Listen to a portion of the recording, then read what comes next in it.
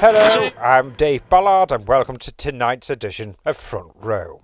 This week, after the BBC revealed that there would be no Christmas Day episode of Doctor Who, it now transpires that there may actually be, because on Christmas Day at 12 p.m. UK time on YouTube, the exclusive premiere of Doctor Who and the Feminists of Femidom 2 takes place. It's an audio adventure, and tonight we talk to star Margaret Rutherford and K9 about just what it's like to go off gallivanting around the universe. First, though, we have to address the elephant in the room. Her name is Nellie, and she's very big.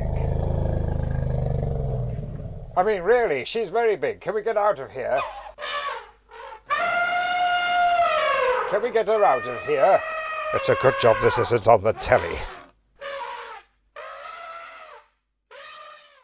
Okay, so with me now is Tom Pullin. Tom, you've heard the new episode. What's it like?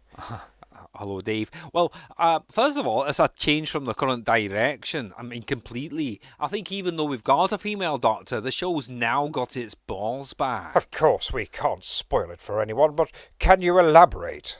Well, yes. I mean, recent episodes have been criticised for being a bit too PC, and I think this definitely addresses that. And what do you mean by that?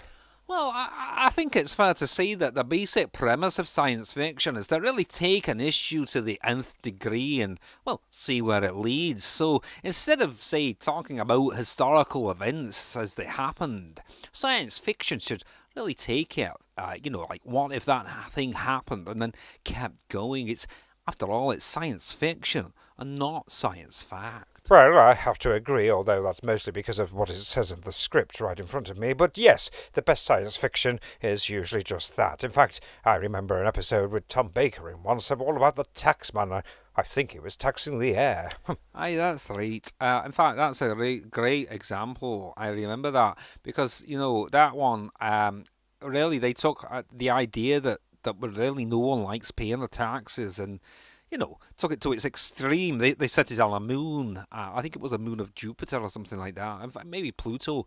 And they set it there and essentially the air was being taxed. And so that, led to, all sorts of chaos. So it's a great example of taking a modern day thing to the nth degree. And does this do that? Hey, well, I think it does. It certainly does. I mean, it really takes an issue of the day, which arguably is currently everyone's a little bit sort of feminist at the moment. So it takes that issue and it takes it to the ultimate end. And, I think it really does cover that sort of what-if scenario. And is it any good? Well, but like you, I'm reading the same script, so I really have to say that. And even this bit right now is just me reading the script. Tom Pullin, thank you very much.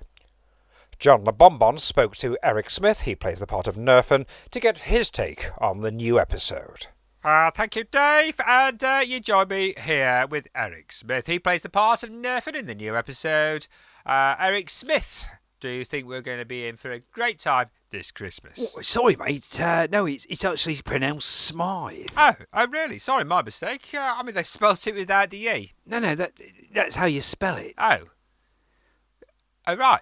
So it is Smith then? Well, I mean, I think I know how to pronounce my own name. Well, I'm sorry, no, but I don't believe you do now, because firstly, why would you call yourself Smythe?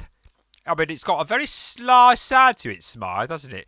And secondly, how would you pronounce Smith when it's spelt with an E? I mean, would you pronounce it Smithy? Sorry, I thought this was supposed to be about Doctor... All right, look, there's a toy shop, yeah, and it's a big toy shop. It's called Smith's. It's spelt with a Y. It's got no E. No, yeah, I know that. Yeah, I mean, I know that. So, how do you pronounce your surname?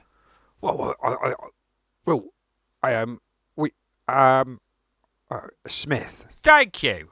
Back to the studio, Dave. John. Dave. Thanks, John. Of course, the Doctor can't save the universe on her own, and by her side she has a trusty companion, K9, a kind of robot dog, I guess. I spoke to K9 earlier this week to see if he was excited to be back. So, K9, what's it like to be back? Well, it's nice to be out of storage. It was very dark and cold, and I don't even feel the cold, so it just shows you how cold it was. And do you think fans will enjoy the new adventure? Yes, it was very exciting, although I am still on the naughty step at the moment, and I'm not allowed to say anything about it. Well, let me ask you this. Is it as good as Union Dog Day? Well, that was a very exciting adventure too, but this one is a lot better. K9 there. But what would the show be without its lead character? Margaret Rutherford, most known for her role as Jane Marple in George Pollock's series of 4 classic Miss Marple's films, dons the long scarf and hat for this adventure. Welcome, Margaret Rutherford. Oh, hello, dear. Hello, yes. Oh, I tell you what, it's very chilly out there, isn't it? It's very cold. The winter's coming in early this year. Of course, you died in May 1972.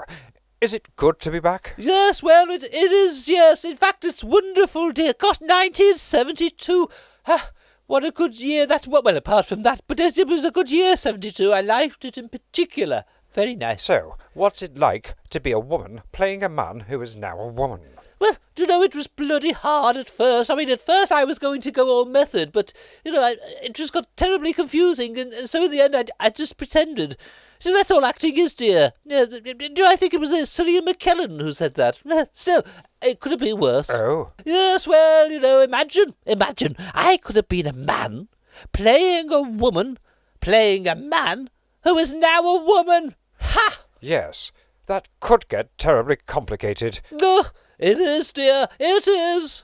And how do you think fans will react to the story? Well, it's like Marmite, you see. You'll either like it or you won't, but I think it's okay. I mean, it's got a beginning, a middle and an end, so honestly, dear, it's not that bad at all. And if, say, you had to describe it in just 3 words?